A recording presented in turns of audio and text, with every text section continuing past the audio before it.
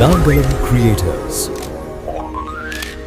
ஒரு சிறிய வியாபாரம் ஒரு நாட்டின் விதியை மாற்றும் என்று யாரும் நினைக்கவில்லை. ஆனால் அந்த மாற்றம் எப்படி ஆரம்பமானது?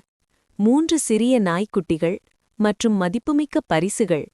அதனால்தான் ஆங்கிலேயர்கள் இந்தியாவுக்குள் நுழைந்தார்கள் என்று நீங்கள் கேட்டிருக்கிறீர்களா?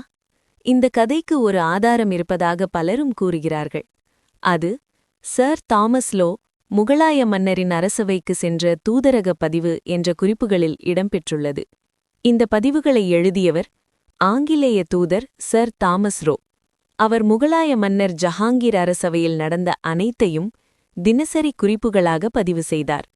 அந்த குறிப்புகளில் அரிய பொருட்கள், வெளிநாட்டு மதுபானங்கள் மற்றும் விலங்குகள் போன்ற பரிசுகள் கொடுக்கப்பட்டதாக குறிப்பிடப்பட்டுள்ளது.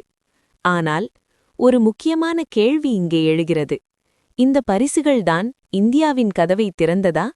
இல்லை, உண்மை அதற்கு மிகவும் மாறுபட்டது. ஒரு பரிசு மட்டும் கொண்டு ஒரு பேரரசின் முடிவை மாற்ற முடியாது. 1600ஆம் ஆண்டு முதலாம் ராணி எலிசபெத் ஒரு வணிகக் குழுமத்திற்கு அனுமதி அளித்தார். கிழக்கிந்திய கம்பெனி. அவர்கள் இந்தியாவுக்கு வந்தது ஒரு சிறிய வியாபாரம் செய்ய மட்டும்தான்.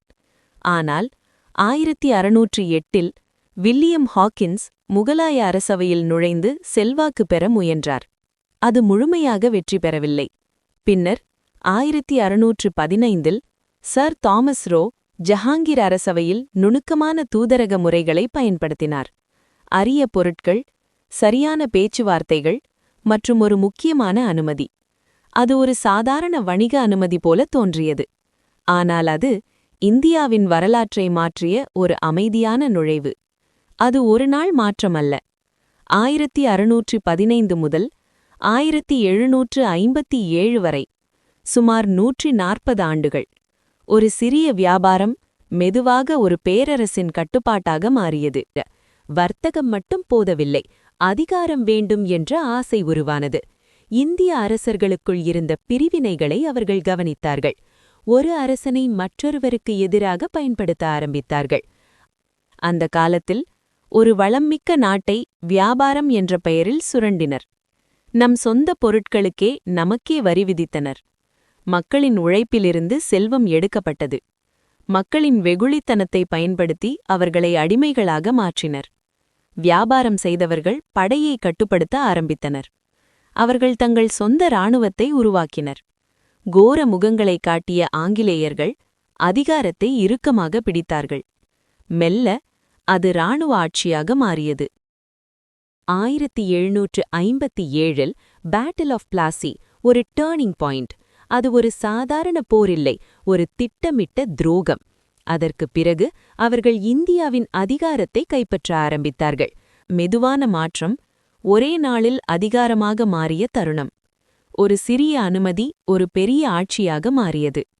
ஒரு நாட்டின் சுதந்திரம் மெதுவாக கட்டுப்பாட்டுக்குள் கொண்டுவரப்பட்டது. சில நேரங்களில் ஒரு நாட்டை கைப்பற்ற போர் தேவையில்லை. ஒரு சிறிய வாய்ப்பு, ஒரு சிறிய நம்பிக்கை, அதுவே போதும். ஏனெனில் வரலாறு ஒரே நாளில் மாறவில்லை. அது மெதுவாக, அமைதியாக அமல் மாறியது. அந்த மாற்றத்திலிருந்து மீண்டு வர இந்தியா பல ஆண்டுகள் போராட வேண்டியிருந்தது. பல உயிர்கள், பல தியாகங்கள். அதன் பின்னர்தான் சுதந்திரத்தின் உண்மையான மதிப்பு புரிந்தது. ஒரு நாட்டை கைப்பற்ற 140 ஆண்டுகள் எடுத்தது. நாய்க்குட்டி பரிசு காரணமில்லை. அதற்கு பின்னால் இருந்தது ஒரு திட்டமிட்ட நுழைவு. இது ஒரு போரின் கதை மட்டுமல்ல. இது நம்பிக்கையை பயன்படுத்தி நடந்த ஒரு அமைதியான ஆக்கிரமிப்பு. அதன் விலை இந்தியா பல தலைமுறைகள் செலுத்தியது.